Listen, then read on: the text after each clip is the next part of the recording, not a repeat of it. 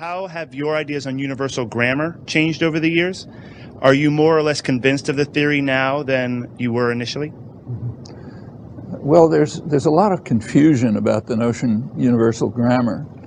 Universal grammar had a traditional meaning, but in modern linguistics, last 50 years or so, it's had a technical meaning, which is not unrelated to the traditional meaning, but is not identical either.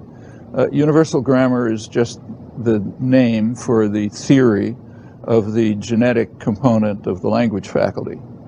I mean, transparently, there's some genetic component, right? There's a reason, say, why my granddaughter reflexively identified some part of her environment as language related, which is no small trick. Nobody knows how to duplicate that. And then more or less reflexively picked up the capacity that we're all now using. Whereas her pet, say, kitten, or a chimpanzee, or songbird, or whatever it may be, with exactly the same inputs, couldn't even take the first step, can't identify part of the environment as language related, obviously not the later steps. Well, there are two possible answers to how that happens. One is it's a miracle.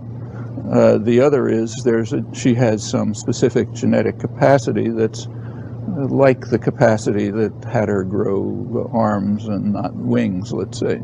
Just some fixed, or had a mammalian visual system, but not an insect visual system. Now, this is not controversial for anything except human higher mental faculties.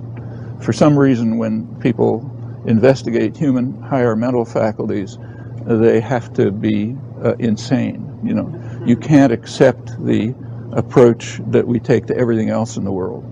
The kind of a methodological dualism. Everything else in the world we study by the standard methods of science, but when we talk about human higher mental faculties, we have to become mystics.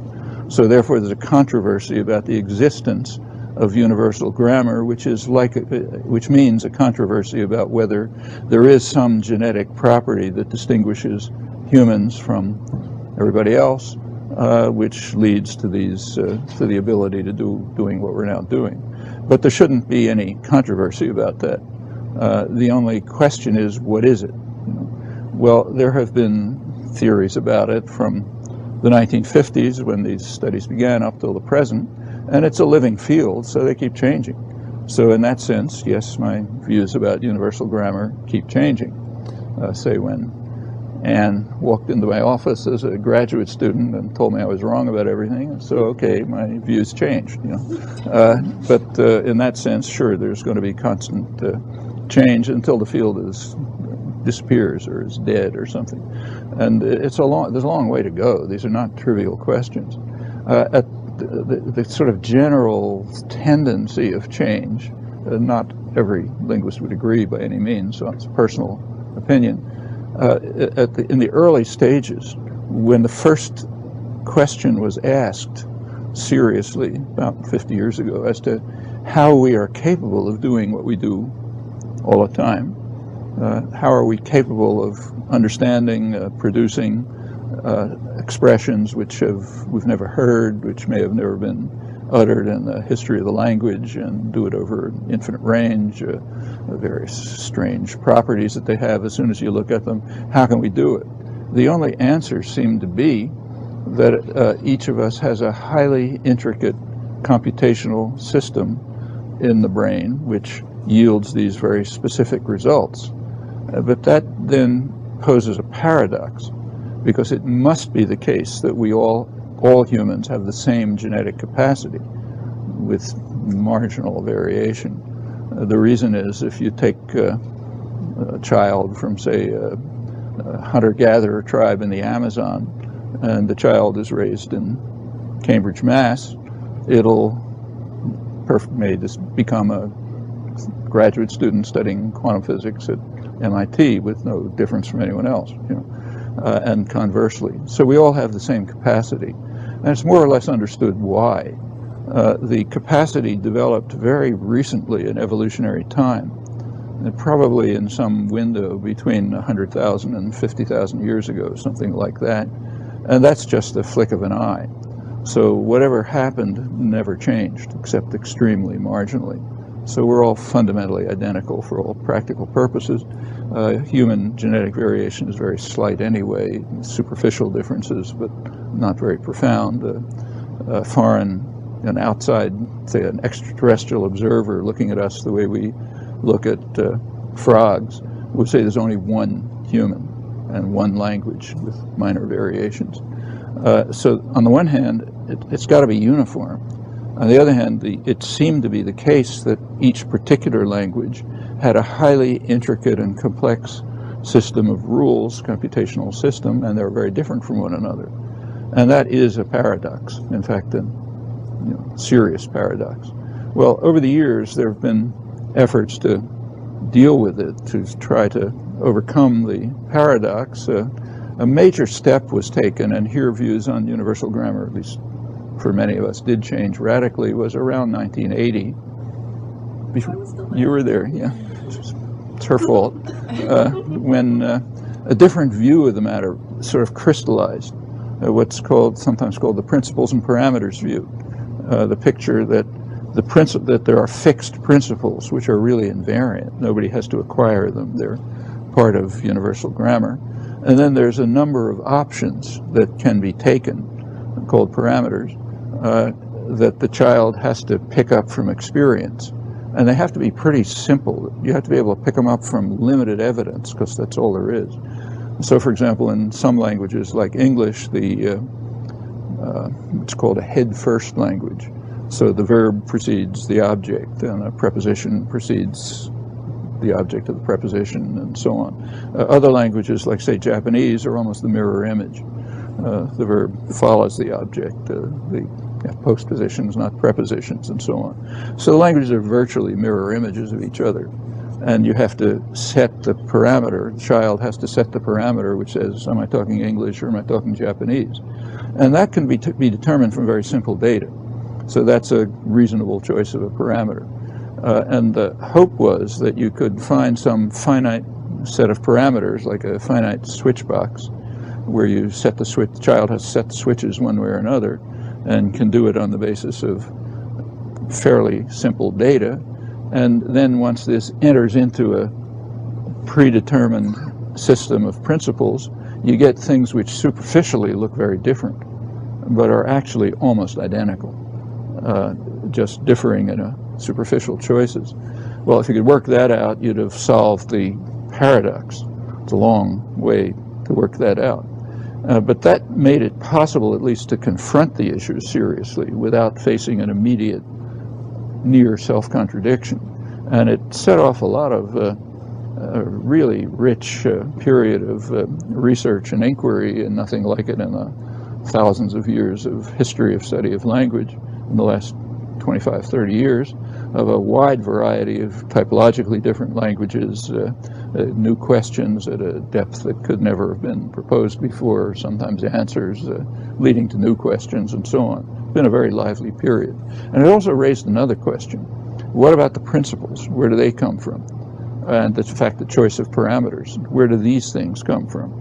If they're in universal grammar, if they're part of the genetic endowment, then they had to evolve somehow. But not a lot could have evolved because it's too recent.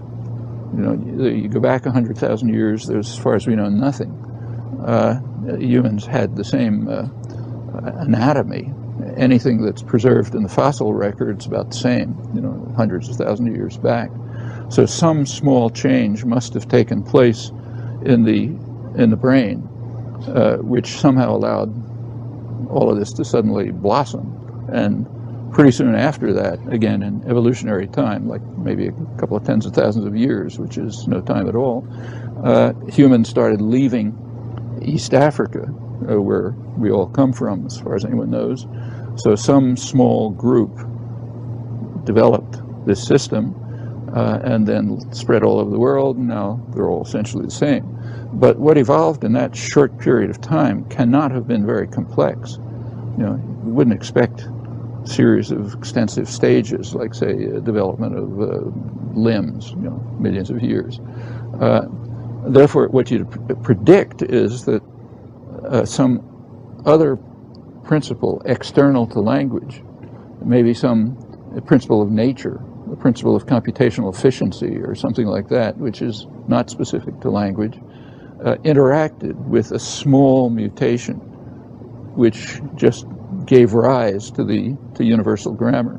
Well, that sets forth a new goal of research, to see if you can determine that the principles themselves do not have the intricacy that they appeared to have, but are actually the result of application of non-linguistic, in fact, maybe non-human principles, like general principles of computational efficiency, to whatever small change took place. And the small change was probably the capacity to carry out recursive enumeration, basically, the capacity that gives you the number system, for example, to take two objects already constructed in the mind and make up a new object out of them, and then keep that process up indefinitely, so you get an infinite array of possible expressions, each with some semantic interpretation and some mode of externalization, speech, sign, whatever it may be. That would be, and the goal would be to try to show that that was essentially instantaneous. Once the small mutation took place, given this operation, the recursive enumeration operation, that allows you to create a discrete infinity of expressions, structured expressions. Well, that's at least a feasible picture. The trick is to show that it's true, or how close it is to true. Can you cut away at the apparent complexity of the principles and show that they can actually be accounted for in terms of general principles that hold for organisms generally, perhaps, and maybe even elsewhere in the physical world, and that are instantly or almost instantly applied once the original move is made to whatever small move it was to produce the capacity for recursive enumeration. Well, that's a goal. It's far from being attained, but in the last 15, 20 years, there's been considerable progress towards it. That is, a lot of things that it seemed 20 years ago you had to assign to the genetic endowment have now been rather plausibly shown to be possible consequences of just application, particularly of principles of computational efficiency, to a system which had only the ability to construct an infinite hierarchy of expressions. And that, we don't know enough about the brain to know how that might have happened, but that could have been a very small mutation, just changing something in somebody's genome and then spreading through the small breeding group. So that, in that respect, it's a goal, and steps have been taken towards it, but you would expect that something like that ought to be true, just from what's known about the history of evolution of Homo sapiens in very recent times, without much opportunity for selection to have had any effect, maybe a small effect, but not much. So that's, I think, that's the tendency of thinking, at least my thinking, and many others, on how theories of universal grammar have changed. But the idea that there is universal grammar, that it exists, that can't be controversial, unless you believe in magic, for the elementary reasons that I mentioned.